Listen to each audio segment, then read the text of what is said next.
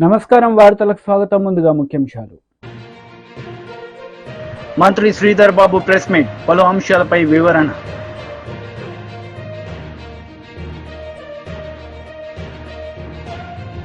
మాజీ మంత్రి Ambati Rambabu press meet, పలు అంశాలపై వివరణ. కాంగ్రెస్ నేతలు మీడియా సమావేశం నిర్వహించారు. ఈ సందర్భంగా పలు అంశాలపై వారు మాట్లాడారు. ఎంఓయూ కూడా చేసుకోవటం జరిగింది. అదేవిధంగా మన తెలంగాణకు చెందిన కొన్ని స్టార్టప్స్లకు ఇప్పటికే మద్దతునిస్తా ఉన్న ఫాల్కనెక్స్ ఇంకా పెద్ద ఎత్తున వారి సంఖ్యను పెంచడానికి ఫాల్కనెక్స్ కంపెనీ సిలికాన్ వ్యాలీలో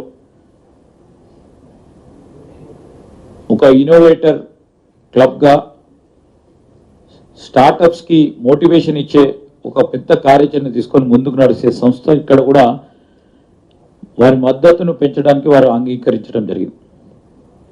నేను ఇంతకుముందు చెప్పినట్టు స్టాన్ఫోర్డ్ యూనివర్సిటీకి సంబంధించిన ఒక బయో డిజైన్ తెలంగాణ ప్రభుత్వం కోసం ఇక్కడ ఒక ప్రత్యేకమైన కార్యక్రమాన్ని నిర్వహించాలని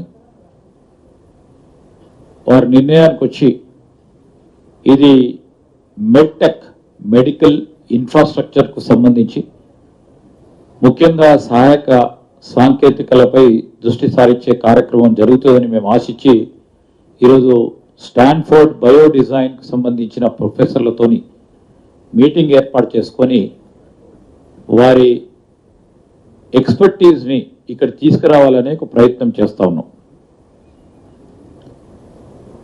మా పర్యటన సమయంలో ప్రకటించిన బయో ఇథనాల్ ప్రాజెక్టుకు సంబంధించి నెక్స్ట్ జనరేషన్ ఇథనాల్ ప్లాంట్ మొట్టమొదటిసారి ఇక్కడే ఏర్పాటు చేయాలనే ఒక క్రమంలో మరి ఎంఓయూని చేసుకోవటం, అదేవిధంగా ఈరోజు మనకు సంబంధించి ప్రధానంగా ముందస్తు ప్రణాళికలు కూడా కామ్కాస్ట్ అనే కంపెనీతో, అమెరికన్ ఎయిర్లైన్స్, సిగ్నా, పెప్సికో వంటి పెద్ద కంపెనీలతో కూడా చర్చలు జరపడం జరిగింది. సానుకూలంగా వారు స్పందించడం జరిగింది. హైదరాబాద్ని ఎంచుకోవాలి. ఎందుకు ఎంచుకోవాలి? మీరు హైదరాబాద్కు సంబంధించిన వాతావరణం, ఈ ఈకో సిస్టాన్ని మేము ముఖ్యమంత్రి గారు రేవంత్ రెడ్డి గారు అందరినీ కలిసినప్పుడు మా ఉద్దేశం చైనా +1 అనే ఫిలాసఫీతో మేము ముందుకు పోతా ఉన్నాం. ఆ స్పష్టమైన సందేశాన్ని ఇవ్వటానికి వచ్చామని, ప్రగతికి సంబంధించిన అంశం విషయంలో మాకు రాజకీయ భేషజాలు లేవని, గత 3-4 దశాబ్దాల కాలంలో వాణిజ్యం, వ్యాపారం, ఐటీ రంగానికి సంబంధించి, సేవా రంగానికి సంబంధించి ఒక పాజిటివ్ దృక్పథంతో ఏ ప్రభుత్వాలు వచ్చినా ముందుకు పోతా ఉన్న తరుణంలో మేము కూడా ఆ క్రమంలో ఇంకా 2 అడుగులు ముందుకు వేసి ఒక మంచి వాతావరణంలో తెలంగాణ భవిష్యత్తు పారిశ్రామిక వృద్ధికి ఏ గ్రోత్ ఇంజన్స్ అయితే కారణమో దాన్ని ఇంకా పెద్ద ఎత్తున ముందుకు తీసుకెళ్లే ప్రయత్నం చేస్తామని వారికి నమ్మకాన్ని కుదిర్చే ఒక ఆలోచనతో ముందుకు పోవటం. దాంట్లో భాగంగానే మరి మా సందర్శన కూడా ప్రధాన కొరియన్ కంపెనీస్ని దృష్టిని ఆకర్షించడం, ఆ పెట్టుబడులపై, వాణిజ్యంపై హైలైట్ చేసి ముందుకు పోయాం. ఈరోజు మరొక ప్రధానంగా హ్యుండై మోటార్స్, హ్యుండైకి సంబంధించిన ఈ మోటార్ ప్రధానమైన కంపెనీ మన రాష్ట్రంలో ఒక మెగా ఆటోమేటివ్ R&D సెంటర్స్ ఏర్పాటు చేయటం, దాన్ని గ్లోబల్ హబ్గా మారుస్తామనే ఒక శుభవార్తను మాతో తెలియజేయటం జరిగింది.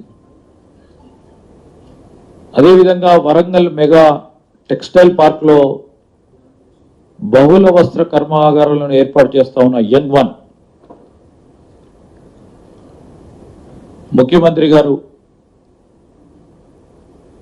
వారి ప్రతినిధులతో సమావేశమైనప్పుడు హైదరాబాదులో ఆ యంగ్ వన్ సంస్థ వారు ఫ్యాషన్ సిటీని ఏర్పాటు చేయాలని వారు ప్రకటన చేయటం జరిగింది. ఇందుకోసం ఎయిర్పోర్ట్కు సంబంధించిన అక్కడ సమీపంలో 10 ఎకరాలను కూడా కేటాయిస్తూ మరి ముఖ్యమంత్రి గారు లేఖను అందించడం జరిగింది. మనందరికీ తెలుసు కొరియా కాస్మెటిక్ ఇండస్ట్రీకి సంబంధించి YCP leader Ambati Rambabu media సమావేశం నిర్వహించారు. ఈ సందర్భంగా పలు అంశాలపై ఆయన మాట్లాడారు.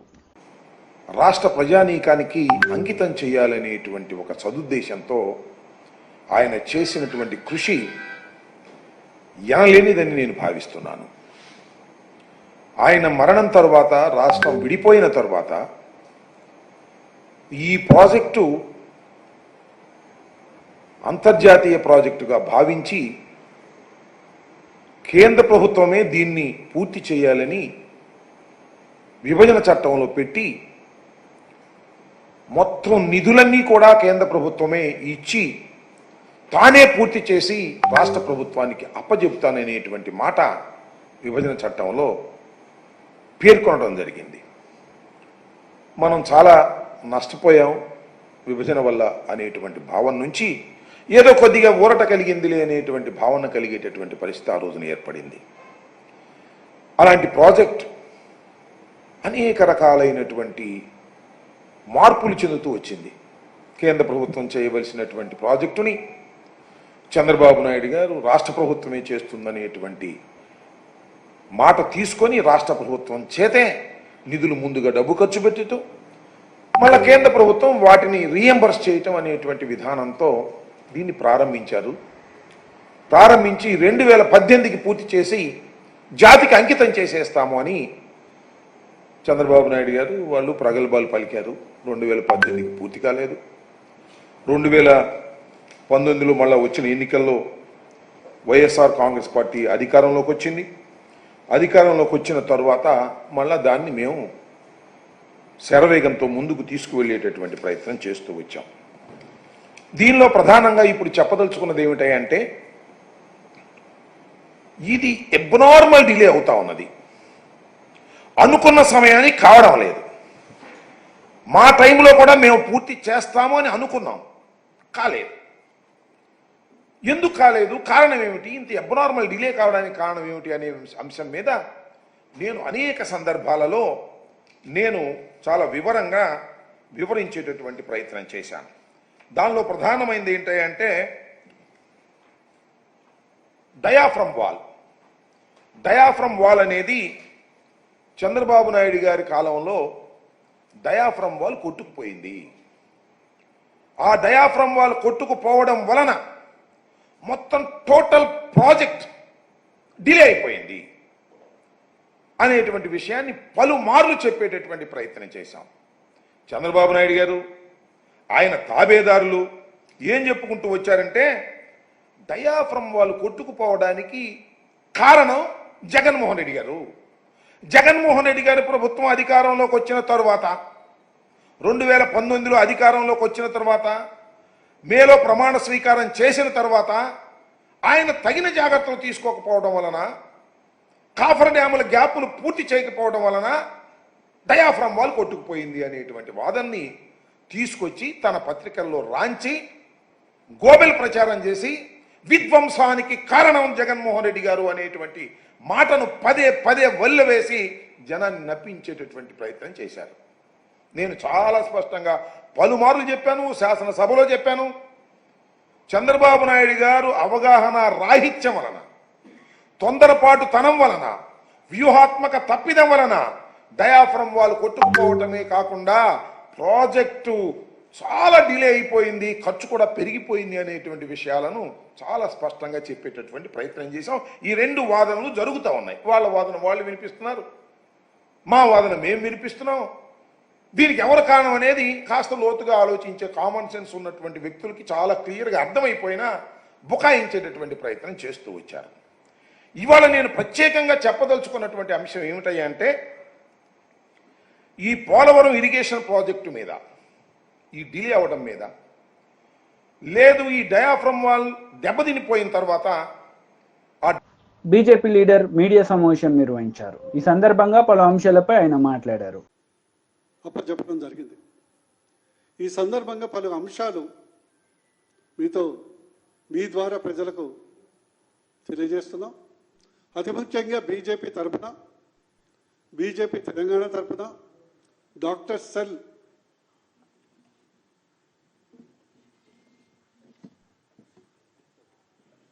సెల్ తరఫున ఈ యొక్క అత్యాచార ఘటనను ఆర్జీ కర్ హాస్పిటల్, రాధా గోవింద కర్ హాస్పిటల్ జరిగినటువంటి ఖండిస్తూనే ఈ యొక్క అక్యూజ్డ్కు మరణ శిక్షణ అతి త్వరలో, అతి తొందరగా వెనువెంటనే వేయాలని మేము డిమాండ్ చేయటం జరుగుతుంది. మీ అందరికీ తెలుసు, ఆగస్టు 9 రాత్రి డ్యూటీలో, ఎమర్జెన్సీ డ్యూటీలో ఉన్నటువంటి డాక్టర్ మీదే అత్యాచారం జరిగితే దాన్ని ఇమీడియట్గా కప్పుపుచ్చటానికి వాళ్ళ తల్లిదండ్రులకు మీ కూతురు ఆత్మహత్య చేసుకుందని మెసేజ్ పంపడం జరిగింది. అది నెంబర్ 1 క్రైమ్. అంటే రాష్ట్ర ప్రభుత్వం దీన్ని కప్పిపుచ్చటానికి చేసే ప్రయత్నం. నెంబర్ 2, ఇప్పటి వరకు వచ్చినటువంటి ఇన్వెస్టిగేషన్ రిపోర్ట్ ప్రకారం కేవలం నిందితులు ఒకరే కాదు, ఇది గ్యాంగ్ రేప్ అని ప్రాథమిక ఆధారాలు దొరికితే ఆ డాక్టర్ని గ్యాంగ్ రేప్, గొంతు నిలిమి చిత్రహింస చేసి చంపారని ప్రాథమిక రిపోర్ట్ ఇస్తే కేవలం ఒక వ్యక్తే దీనికి కారణమని దాన్ని మభ్యపెట్టే ప్రయత్నం మమతా బెనర్జీ చేయడం జరిగింది. అదే యావత్ దేశం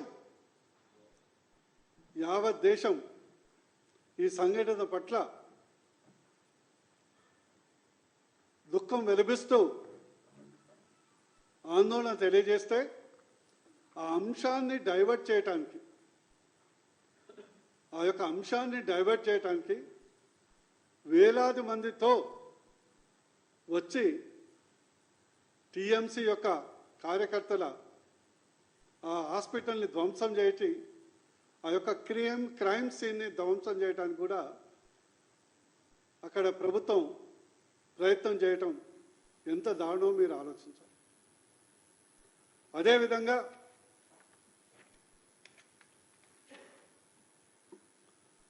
అక్కడ ఉన్నటువంటి సీసీ కెమెరాలు మొదట దానికి సంబంధించిన సీసీ కెమెరాలు ఫుటేజ్ను సిబిఐ చేతికి మారముందుకే 7 రోజుల గ్యాప్ ఇచ్చి సీసీ కెమెరాలు పనిచేయట్లేమని అక్కడ ఉన్నటువంటి ఫుటేజ్ మొత్తం ధ్వంసం చేయటం జరిగింది. అది రాష్ట్ర ప్రభుత్వ యొక్క అధికారులు, పోలీసు ఇందులో భాగస్వాములై ఈ యొక్క ఇన్వెస్టిగేషన్ నీరుగార్చే ప్రయత్నం చేస్తున్నాం. అదేవిధంగా ఈరోజు వెస్ట్ బెంగాల్కు పెద్ద డిఫరెంట్ లేదు.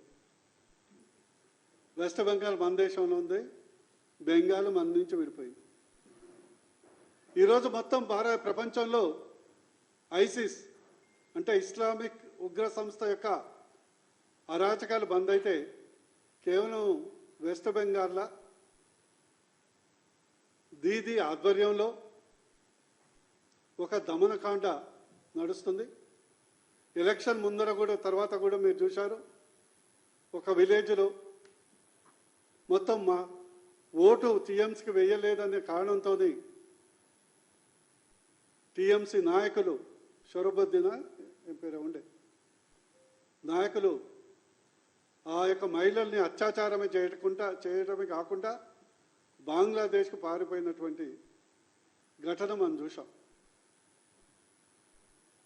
ఈరోజు మొట్టమొదటిసారిగా యావత్ భారతదేశంలో ఉన్నటువంటి డాక్టర్స్ అందరూ ఐఎంఏ ప్రభుత్వ ప్రైవేట్ అని లేకుండా మాజీ మంత్రి శ్రీనివాస్ గౌడ్ ప్రెస్ మీట్ నిర్వహించారు. ఈ సందర్భంగా పలు అంశాలపై ఆయన మాట్లాడారు. సంవత్సరాల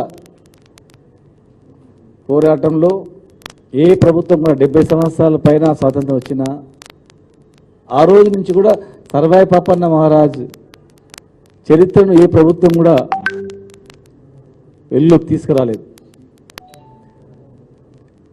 జయంతి వర్ధంతి ఉత్సవాలను చేయాలని చెప్పి ఎన్ని డిమాండ్లు ఉన్నా కూడా ఎవరు కూడా పట్టించుకోలేదు. కానీ మేము అధికారంలో ఉన్నప్పుడు సర్వాయి పాపన్న జయంతి వర్ధంతిలను అధికారికంగా చేయాలని జీవో ఇచ్చినాం.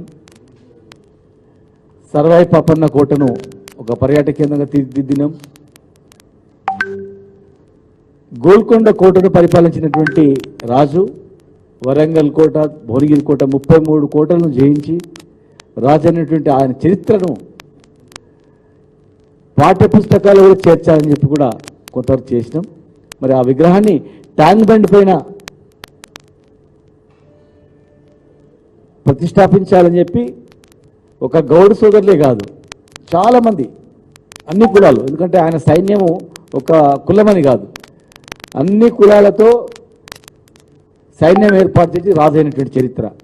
రాజు అంటే ఆ రోజుల్లో క్షత్రియులే రాజు కావాలి, మిగతా వాళ్ళు రాజరికం చేయనిక లేదనేటువంటి దానిలో ఆసియా ఖండంలో భారతదేశంలోనే మరి క్షత్రియుడు కాకపోయినా మేము రాజెందుకు కావద్దని రాజు అయినటువంటి చరిత్ర గల సర్వాయి పాపన్న విగ్రహాన్ని అన్ని వర్గాల క్షత్రియులు తప్ప మిగతా వాళ్ళందరినీ కలుపుకొని రాజైన చరిత్ర ఉంది కనుక ఆయన విగ్రహాన్ని పెట్టాలని డిమాండ్తో మేము విగ్రహాన్ని ఏర్పాటు చేయడానికి ట్యాంక్ బండ్ దగ్గర జీవో ఇవ్వడం జరిగింది. అదేవిధంగా జీవోతో పాటు 3 కోట్ల నిధులను కూడా ఏర్పాటు చేశాం. ఇవన్నీ 3 కోట్ల నిధులను కూడా బీసీ కార్పొరేషన్ ఇప్పించడం జరిగింది. మరి రేపు జయంతి ఉంది కనుక ఈ ప్రభుత్వం ఎలక్షన్ మేనిఫెస్టోలోనే వాళ్ళు ఇచ్చిన హామీలోనే సర్వాయి పాపన్న పేరు మీద జనగామ జిల్లాకు మేము మారుస్తామని చెప్పి అనేక రకాల వాగ్దానాలు చేయడం జరిగింది. కనుక రేపు జయంతి ఉంది కనుక, మొట్టమొదటి జయంతి కనుక ట్యాంక్ బండ్ దగ్గర విగ్రహం స్థలానికి జీవో ఇచ్చిన స్థలానికి తర్వాత నిధులు అవన్నీ కూడా గవర్నమెంట్ నుంచి మేము శాంక్షన్ చేసినాం కనుక రేపు సర్వాయి పాపన్న జయంతి కనీసం భూమి పూజ అన్న కేటాయించిన స్థలంలో చేయాలని, ఒకవేళ విగ్రహం ఇంత తొందరగా ఏర్పాటు చేయలేమంటే టెంపరీ విగ్రహం కూడా రెడీగా ఉంది చిక్కడపల్లిలో. మరి మీరు అడిగినా ఇస్తారు, లేదంటే మేము అడిగినా మాకు చెప్పినా మేము ఇప్పిస్తాం. టెంపరీగా ఒక విగ్రహాన్ని కూడా అక్కడ ఇమ్మీడియట్గా ఏర్పాటు చేస్తే ఒక హామీ మీరు ఇచ్చింది ఈ వర్గాలకు ఇచ్చినటువంటి హామీ కూడా నెరవేర్చడానికి చెప్పుకోవడానికి అవకాశం ఉంటుంది.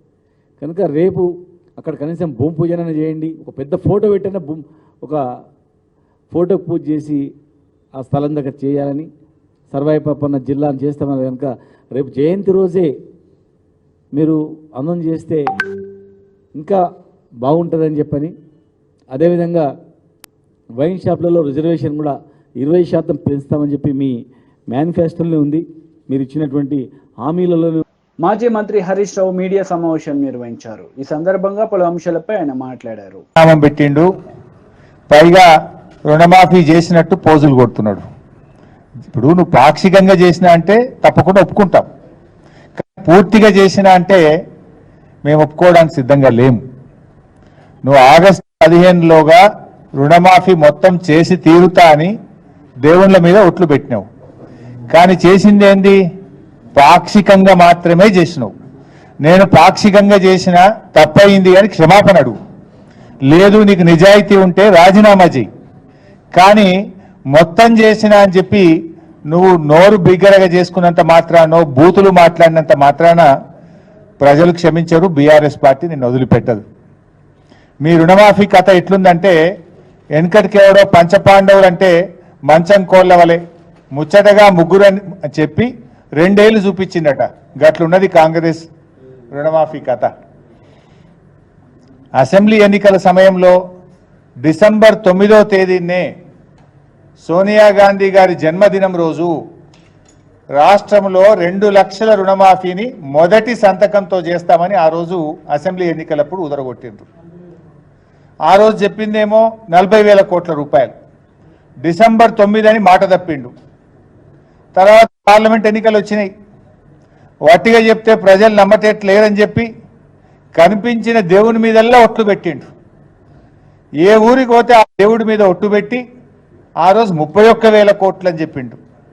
15 ఆగస్టు కల్లా రాష్ట్రంలో రైతులు అందరినీ రుణ విముక్తుల్ని చేస్తా, ఈ రాష్ట్రంలో అప్పులకు రైతులకు ఉండనే ఉండవు,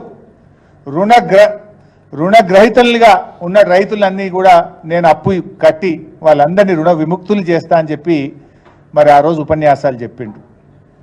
బడ్జెట్లో చూస్తే 26,000 కోట్లు పెట్టిండ్రు.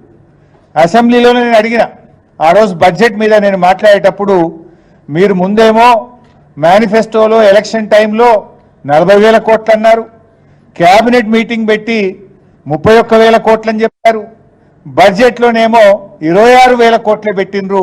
మరి ఎవరికి ఎగబెడతారు, 26,000 కోట్లు ఏ రకంగా సరిపోతాయి అని చెప్పి ఆ రోజు అసెంబ్లీలో గట్టిగా నిలదీసినాం. రైతు రుణమాఫీ మీద, రైతు భరోసా మీద అసెంబ్లీలో చర్చ పెట్టాలని చెప్పి పట్టుబట్టాం. కానీ ప్రభుత్వం శాసనసభను వాయిదా వేసుకొని ముఖం చాటేసి చర్చ పెట్టకుండానే అసెంబ్లీలో పారిపోయింది, చేతులెత్తింది కాంగ్రెస్ ప్రభుత్వం. మరి మొన్న 15 ఆగస్టు నాడు ముఖ్యమంత్రి గారు ఖమ్మం జిల్లాలో మాట్లాడుతూ రుణమాఫీ అయిపోయిందని ప్రకటించిండు. సరే నిజంగానే చేసిండేమో లెక్కలు చూసినాం. లెక్కలు చూస్తే ఆయన చేసింది 17,000 కోట్లు 22 లక్షల మంది రైతులకు మాత్రమే చేసిండ్రు. అసెంబ్లీ ఎన్నికలప్పుడు ఏం చెప్పిండ్రు, 40,000 కోట్లు అని చెప్పిండ్రు. ఇప్పుడు తీరా చేసింది 17,000 కోట్లు, అంటే 23,000 కోట్లు కోత పెట్టిండ్రు. ఇచ్చింది తక్కువ, కోత పెట్టింది. వార్తలు ముగించే ముందు ముఖ్యాంశాలు మరోసారి. మంత్రి శ్రీధర్ బాబు ప్రెస్ మీట్, పలు అంశాలపై వివరణ.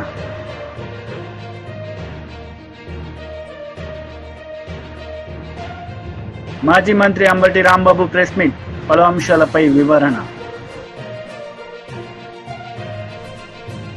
ఈ వార్తలు ఇంతటితో సమాప్తం. తిరిగి ప్రసారమయ్యే వార్తల్లో మళ్ళీ కలుద్దాం. అంతవరకు సెలవు. నమస్తే.